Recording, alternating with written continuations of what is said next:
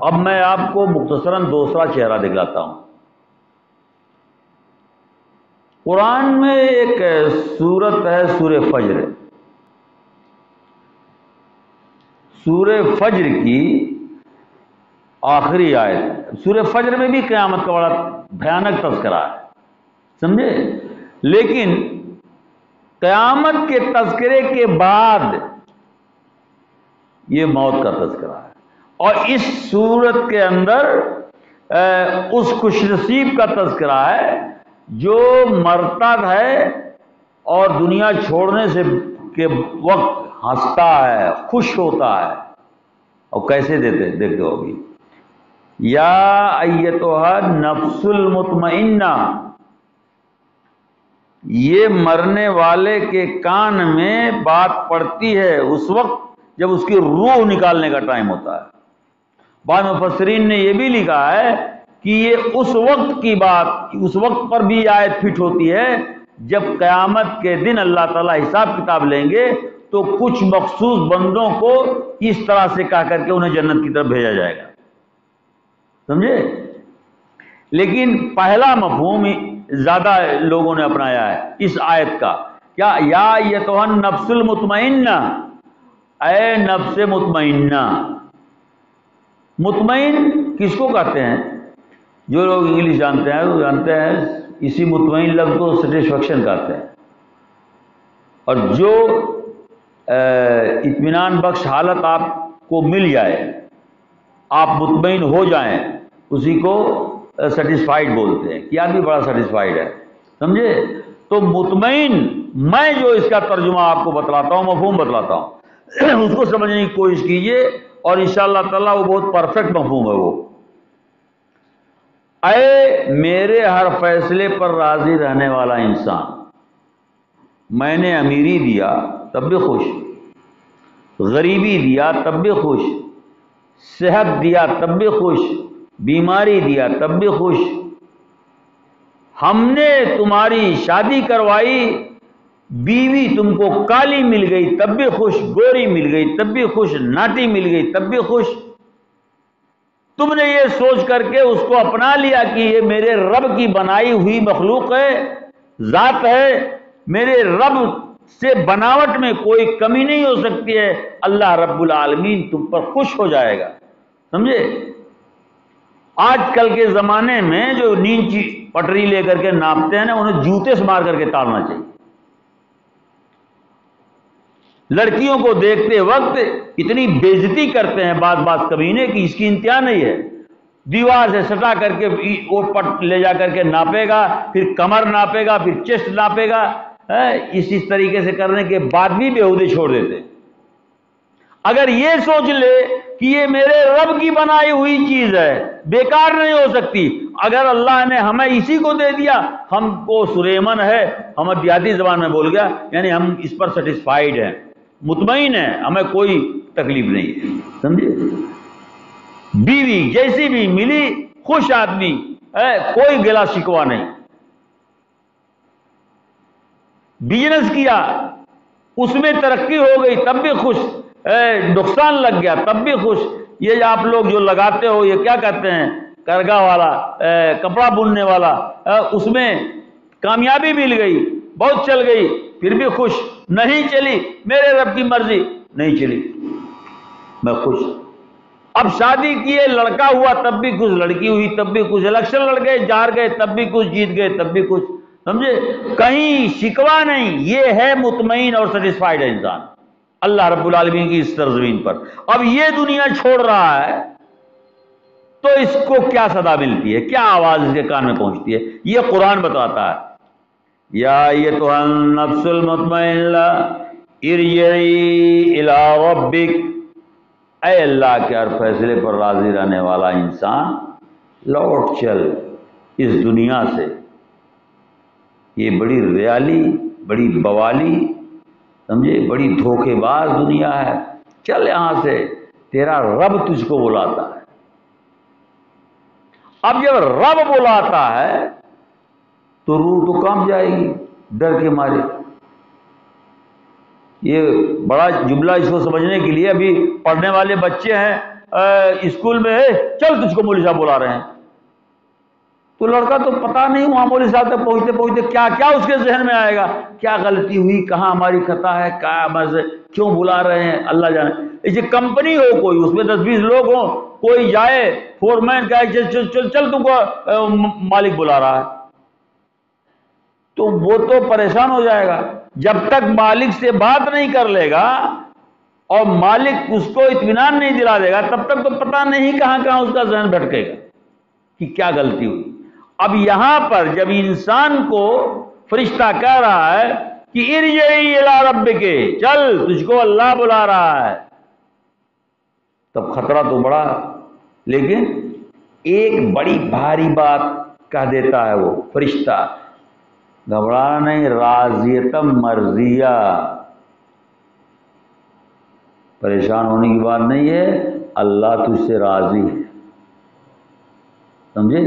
اب یہ جب کان میں بات پڑتی ہے کہ میرا رب مجھے بلا رہا ہے، اور بڑی خوشی کی بات یہ ہے کہ راضی ہے، ناراض نہیں ہے مجھ سے،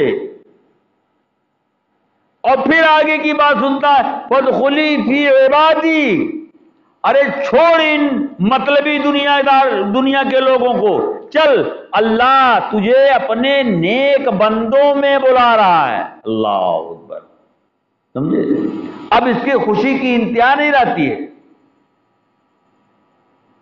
فادخلی فی عبادی اور وادخلی جنتی، ایک سرٹیفکیٹ لے، یہاں سے جانے کی دیر ہے، جنت وہاں تیرا انتظار کرے۔ یہی مفہوم ہے ان حدیثوں کا جس کے بارے میں نبی کریم صلی اللہ علیہ وسلم نے فرمایا کہ جب وہ سوال کا جواب دے لے جاتا ہے تو اللہ تعالیٰ کہتے ہیں میرا بندہ سچ بولتا ہے، صدقہ بھی، فافرشوا لہ من الجنہ والبسوا لہ من الجنہ وافتحوا لہ بابا من الجنہ، سمجھے؟ بعض روایتوں میں ہے اللہ تعالیٰ حکم دیتے ہیں کہ اے قبر اس کے تحت نظر، جہاں تک اس کی نظر جائے وسیع ہو جا، سمجھے؟ اب یہ سب سائنٹفک موضوع ہے، وسیع اور عریض والا، آج کل کے زمانے میں سمجھنے میں کوئی مشکل نہیں، اتنا بڑا ٹی وی کا ڈبہ دیکھ تو امریکہ سما جاتا اس میں، لندن سما جاتا اس میں، پورا ہندوستان سما جاتا اس میں، تو وہ کہاں تک جو ہے جہاں تک اس کی نظر پہنچے تحت نظر وسیع ہو جا، وہ اللہ کا حکم ہوتا ہے، اس کو ویسے ہی راحت ملنے لگتی ہے، سمجھے؟ یہ وہ آدمی ہے جو روتا ہوا آیا لیکن جب جائے گا تو ہنستا ہوا جائے گا۔ وہ تمام تکلیفیں موت کی، وہ تمام کھچاؤ روح کے وقت، روح کے کھچاؤ کے وقت جو تکلیف ہوتی ہے یہ بالکل بھول جائے گا، اور اس کا دماغ اسی مزدہ جا فضا پر لگا رہے گا کہ فادخلی فی عبادی وادخلی جنتی، فادخلی فی عبادی وادخلی جنتی، فرشتہ کہے گا، اور یہ سارا درد و الم غم سب بھول جائے گا۔ اب اس کی ایک مثال میں آپ کو دے کے بات ختم کرتا ہوں، کوئی تقریر تو کرنا نہیں تھا، خالی وہ کیا کہتے ہیں درس کے طور پر بیٹھ گیا میں۔ اچھا، آپ لوگوں میں سے ہماری مائیں اور بہنیں اگر سن رہی ہوں گی یہ بات تو وہ زیادہ سمجھیں گی، جب کسی عورت کے بچے کی ڈیلیوری کا وقت ہوتا ہے تو آپ جانتے ہیں کہ ڈیلیوری جو ہوتی ہے ہر عورت کے لیے نیا جنم کے برابر ہوتی ہے، اس کی نئی زندگی کے برابر ہوتی ہے، اور اسی تکلیف کی بنیاد پر اس کا درجہ سب سے بڑا ہے، باپ سے کئی گنا بڑا ہے، اسی تکلیف کی وجہ سے اگر وہ اس میں مر جائے تو اس کو جنت ہے، اسی تکلیف کی وجہ سے اس کے قدموں کے نیچے اللہ تعالیٰ نے جنت کر دیا، سمجھے؟ الجنت تحت اقدام الامہات، اسی تکلیف کی وجہ سے اس کا بہت بڑا رتبہ ہے، سمجھے؟ یہ جب ڈیلیوری ہوتی ہے تو تکلیف کی کوئی انتہا نہیں رہتی۔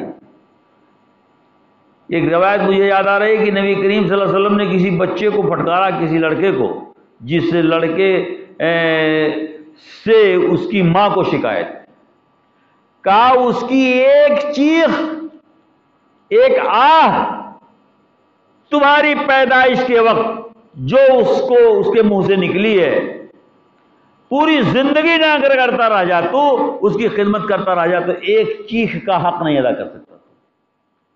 اب آپ کو میں بتلاتا ہوں کہ جب بچہ پیدا ہوتا ہے تو تکلیف بہت ہوتی ہے، لیکن اس تکلیف میں پسینے میں شرابور، آنکھیں لال، چہرہ بگڑا ہوا، اترا ہوا، لیکن جب نرس ایک ماں کو یہ خبر دیتی ہے کہ لال پیدا ہوا، لڑکا پیدا ہوا، تو اس کو ساری تکلیف بھول جاتی ہے اس وقت کی، اور یہ خبر ان تمام تکلیفوں پر پانی پھیر دیتی ہے کہ میرے یہاں لڑکا پیدا ہوا۔ مسکرا پڑتی ہے، آنسو جاری ہے، لال لال ہو چکی ہے، پسینے سے پورا چہرہ سرابور ہے، لیکن اس کے باوجود اس کے چہرے پر مسکراہٹیں اٹکیلیاں کرنے لگتی ہیں، تبسم لبریز ہو جاتی ہے۔ کیوں؟ وہ ایک خبر بالکل اسی طرح سے ایک ڈلیوری والی عورت کو جس طرح سے بچے کی پیدائش پر تکلیف ہو سکتی ہے، اس سے ہزاروں گنا زیادہ موت کے وقت، روح نکلنے کے وقت تکلیف ہوتی ہے، لیکن یہ تکلیف اس کو اس وقت بھول جاتی ہے جب وہ سنتا ہے کہ میں تو سیدھے یہاں سے جنت جانے والا، سمجھے؟ اللہ تعالی یہی دوسرا چہرہ ہمیں اور آپ کو دے۔ آمین کہہ لو اگر ہو سکے تو۔ انہی دوسرے قسم کے لوگوں کی موت اللہ تعالی ہمیں نصیب فرمائے، جن کے کانوں میں آخری وقت میں جو آواز پڑے ہمارے کانوں میں، وہ یہی آواز ہو، فرشتے اپنی میٹھی اور مدھر آواز میں، یا ایتھا النفس المطمئنہ ارجعی الی ربک راضیۃ مرضیہ فادخلی فی عبادی وادخلی جنتی۔ یہی سنتے ہوئے ہم دنیا سے جب جائیں گے تو مسکراتے ہوئے جائیں گے۔ یہی وجہ ہے کہ آپ دیکھتے ہو بہت سارے لوگوں کو کہتے ہوئے سنتے ہو کہ فلاں کے میت میں میں گیا تو ان کا چہرہ بہت سرسبز و شاداب نظر آ رہا، ایسا لگتا تھا ابھی ہنس پڑیں گے، ایسا لگتا تھا ابھی بول پڑیں گے۔ یہ باتیں ہم نے خود سنی ہیں اور دیکھی ہیں، اور بعض چہرے بیچارے ایسے ہو جاتے ہیں کہ ایسا لگتا ہے جیسے منو مٹی پڑ گئی ہے، ان کے اوپر گرد و غبار پڑ گئے ہیں، کالے پڑ گئے ہیں، چہرے کا رنگ بدل گیا ہے، بگڑ گیا۔ میرے عزیزوں، میرے بزرگوں، میرے دوستوں، یہ ایک لمبا ٹاپک ہے، لیکن میری پہلی ملاقات ہے آپ سے، تو پہلی ملاقات میں میں نے دو چہروں سے ملاقات کروایا ہے۔ آپ یہاں سے اٹھیے تو یہ طے کر کے اٹھیے کہ انشاءاللہ ہم اسی دوسرے چہرے والا بنیں گے، مطمئن، جس کو اللہ تعالیٰ نے کہا ہے، سمجھے؟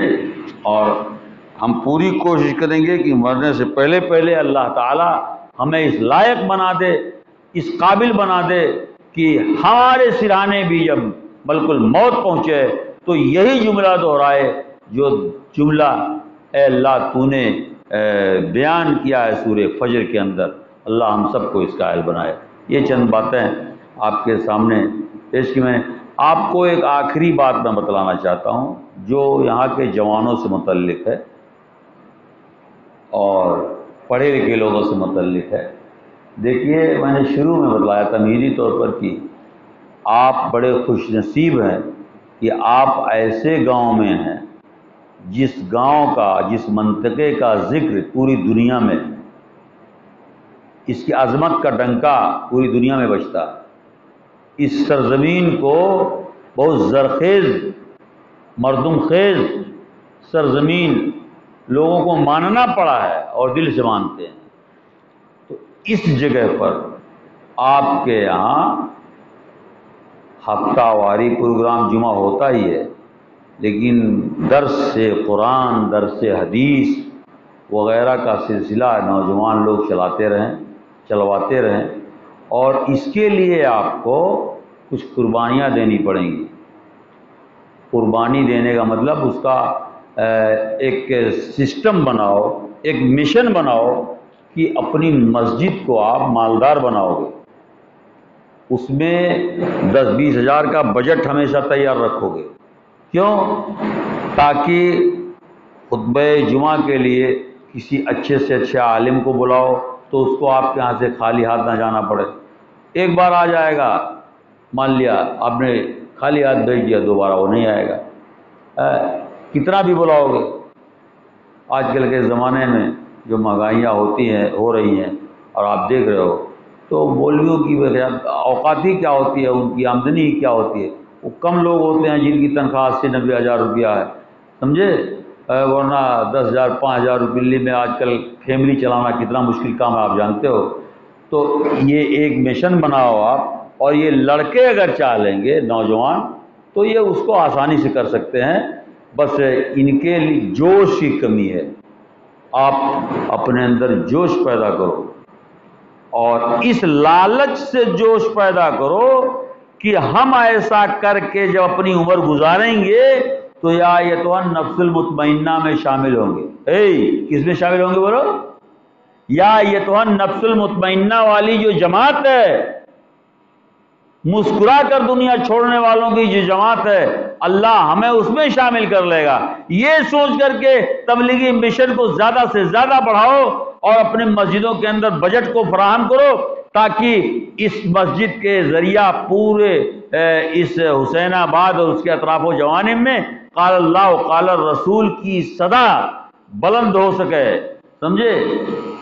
جن نیک بندوں کے لیے اللہ تعالیٰ فرشتوں کو بلانے کا حکم دیتا ہے کہ اس بندے کو لے جاؤ ہمارے نیک بندوں میں شامل، ان نیک بندوں کی آواز یہاں گونجنی چاہیے، ان نیک بندوں کی صدائیں یہاں گونجنی چاہیے، ان کے ذریعے سے جو احادیث ہم تک پہنچی ہیں وہ گھر گھر پہنچنا چاہیے۔ یہ آپ کو جذبہ ہونا چاہیے۔ اللہ تعالیٰ ہمیں توفیق دے کہ ہم اس حقیقت کو سمجھیں کہ جس قرآن کو نزول کے وقت نبی کریم صلی اللہ علیہ وسلم کے پسینے چھوٹ جاتے تھے، نبی کریم صلی اللہ علیہ وسلم سخت ٹھنڈک کے مہینے میں پسینے ہو جاتے تھے، اس قرآن کو ہم گھر گھر کیسے پہنچائیں؟ اس قرآن کی آیتوں کے ترجمے ہم اپنی ماں اور بہنوں کو کیسے پہنچائیں؟ ان نوجوانوں کو کیسے پہنچائیں جو نوجوان اس وقت بہت بیڈ کنڈیشن کا شکار ہونے جا رہا ہے، جو نوجوان قال اللہ قال الرسول کی آواز کو چھوڑ کر سٹے بازی کر رہا ہے، جو نوجوان لوگوں کے بہکاوے میں آ کر کے وہ جوا کھیل رہا ہے، جو نوجوان لوگوں کے بہکاوے میں آ کر کے شراب پی رہا ہے، جو نوجوان لوگوں کے بہکاوے میں آ کر کے اپنی ہی ماں اور بہنوں اور اپنے ہی گاؤں گھر کی بچیوں کی عزت و آبرو تار تار کر رہا ہے، ان کو ہم کیسے سدھاریں، ان کو ہم کیسے سنبھالیں؟ یہ آپ کی ذمہ داری ہے، اور اس ذمہ داری میں اصحاب کہف کی طرح جان بھی دے دینی پڑے تو پرواہ نہیں ہونی چاہیے، تب نام روشن ہوتا ہے۔ اللہ تعالی ہمیں آپ کو سب کو ان حقائق کو سمجھنے کی توفیق عنایت فرمائے۔ اس نیاز گورکھپوری کی طرف سے آپ تمام لوگوں کو یہ معمولی سا پیغام اگر آپ قبول کر سکیں تو قبول کیجئے۔ اللہ آپ کو اس بات کی توفیق عنایت فرمائے۔ جو باتیں ہم نے آپ تک پہنچائی ہیں اگر وہ قرآن و حدیث کی روشنی میں سچ ہیں، حق ہیں، تو اللہ تعالیٰ اس کو آپ کے ذہن و دماغ میں بیٹھنے کی اور سینے میں دل میں اترنے کی توفیق عنایت فرمائے، اور اگر کوئی بات ہم سے غلط نکلی ہو تو اس سے اللہ آپ کو بچنے کی توفیق